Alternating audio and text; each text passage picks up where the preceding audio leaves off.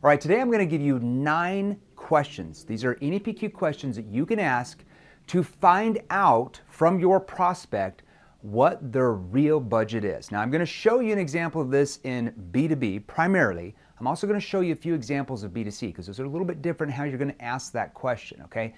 One thing I do want you to remember, if you've been following me for a while or you're one of our clients in our virtual training courses or group training, the more pain the prospect experiences from your questioning ability, okay, the bigger the gap in their mind, the more money the prospect will pay for your solution. They can only experience that pain by your questioning ability and how you're asking the questions, especially with your tone, that triggers them to go deep and brings them into their what's called their emotional state. So I'm going to give you some examples of NEPQ budgeting questions, like I said, especially if you sold B2B. Then I'm going to give you 1 or 2 if you sold B2C, because like I said, there are quite a few differences in how you're bringing it up, okay? First of all, go down to the bottom of this video, hit the subscribe button. That's probably important for you. Hit the subscribe button, and to the right of that, or maybe the left, I don't know, somewhere in there, there's like a little bell. That's your notifications button. Hit the notifications button as well so you get notified by YouTube every time I post a new training video, which I typically do 2 to 4 times a week. Here's one right here. Could you go over with me, John, could you go over with me your budgetary process just so I have a better background? Mary, could you walk me through your budgetary process you have as an organization? Now, why would I ask that? That's a basic one, but it kind of sets up some other question. That allows you to understand how they're coming up with their budget to pay to solve the problems you've now helped them understand they have from your advanced questioning, okay? Here's another one. John, just to see if we could actually help you, but can I understand the budgetary parameters that you're working with? Okay, that's a way to word that. Just to see if we could help you, what budgetary parameters are you actually working with so we have a better understanding of that? Now that question positions you as the expert who can help them solve their problems if they can get the funding together to do that. If they can't get the funding, then they don't get what they want. They stay in the status quo and nothing ever changes. All right, those are basic ones there, all right? Let's go through another one. Mary, can you tell me how the funding for this project will be determined? Or Barry, can you tell me how the funding for this project's going to be determined? Now, why would you want to ask that? Like I said, that's really only for B2B right there. You're not going to use that in a B2C situation. It wouldn't make any sense. But it's a question that helps them and you see how the funding process works in their company, because a lot of companies are different. And it's especially different if you're selling SMB compared to if you're selling large enterprise like Fortune, 100, 500, or 1,000 companies, okay? You want to understand what other decision makers and influencers there are in that organization who you need to get them on board if you actually want to close that deal. More than likely, in 99% of the companies you're talking to, if you sell B2B, there's going to be more than one decision maker. I think Forbes said the average company is about 6.7 decision makers, all right? Here's another one. John, you had told me that your company had set aside, I'm just going to put in a number. You had told me your company had set aside $250,000 to fix XYZ problem. Can I ask how that was determined? Now, why would I ask that question? This question really needs to be asked if you feel from what they've said to you before is a low budget for your solution. So let me give you an example here. In this example, I said $250,000. So let's say they said to you in the beginning, hey, we've got $250,000 to work with, but after you take them through your discovery process, you find out they've got this problem and that problem and this problem, and that $250,000 is not going to solve all their problems. They didn't realize the problems they had before your questioning ability allowed them to start seeing it. You now realize that to really solve all their problems, it's going to be like $330,000 or $360,000, all right? So now you have to get them to think that maybe the budget they've been allocated is not going to be enough to really solve all their problems that you've helped them find they had and get them really where they want. So let me go over this again. John, you had told me that your company had set aside, and I don't even like to use the word budget, and here's why. Because when you get them into budget thinking, it gets them into like price or cost-based thinking rather than results-based thinking, okay? So I like to sometimes say, you had told me that your company had set aside. It's just a different word than saying budget. It works better. You had told me that your company had set aside around $250,000 to fix XYZ problem. You repeat whatever that problem was. Can I ask how that was determined? Well, it was determined because of this and because of that and because of that. Then you're going to come here. Notice I crossed the word budget out. So do you feel like the funds you've been given is actually sufficient to actually solve these problems though? See how I did that? See, I'm asking that in like a concerned tone, okay?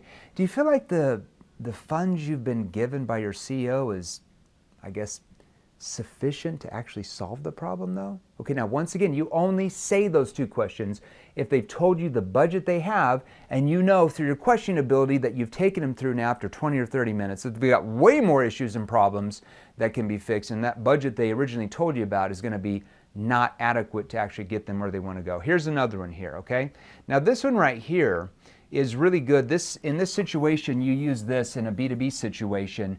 If like you have a first call discovery, you're talking with a C-level executive, you want to find out like what obstacles they have in place of them to get this approved, okay? Because if you don't, you're dead in the water, right?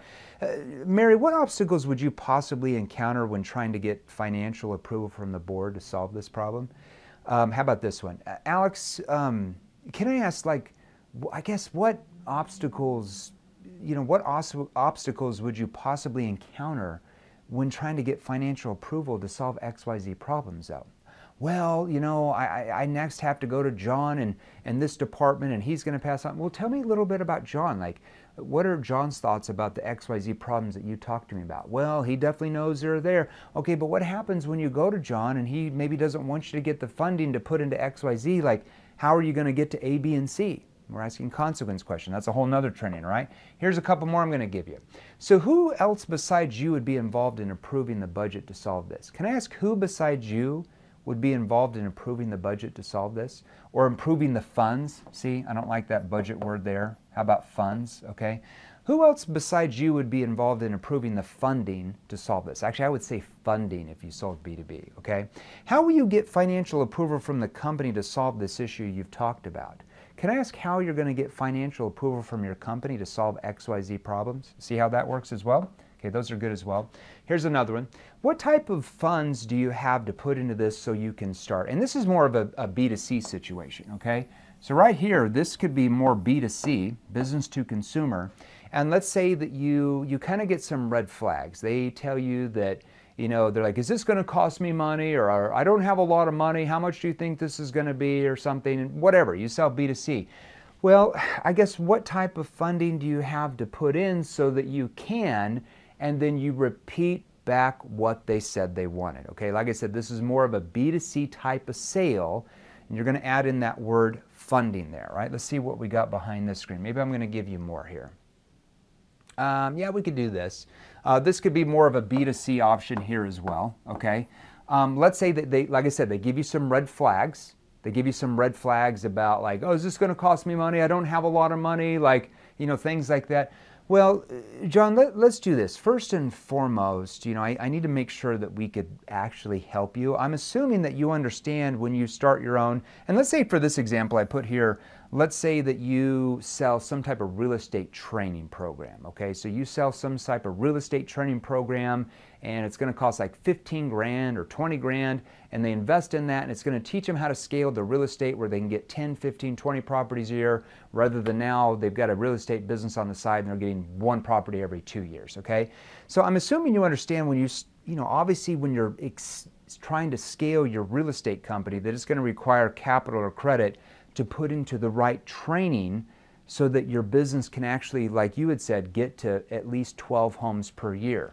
Now with that in mind, okay, with your situation, what type of funding or credit do you have access to or can get access to put in your business so you can scale to $10 million a year? I'm just making up numbers. You're repeating back whatever they said, okay? So there you go. There you have it. Those are some examples. Primarily the first like 7, 8 questions are primarily going to be used B2B. You wouldn't use those at B2C sales at all. The last 2 examples I gave you are more of a B2C setting.